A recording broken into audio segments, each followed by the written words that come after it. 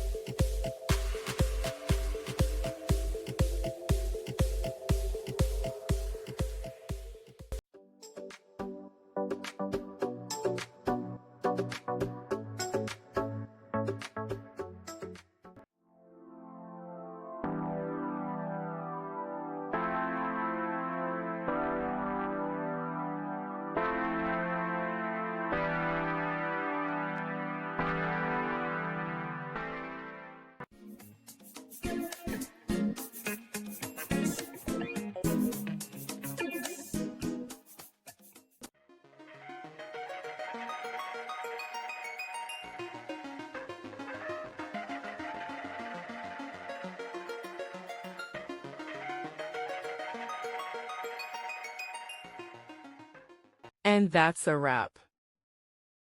I hope you found the answer you were looking for. If you did, take a second to hit that subscribe button. It really helps out.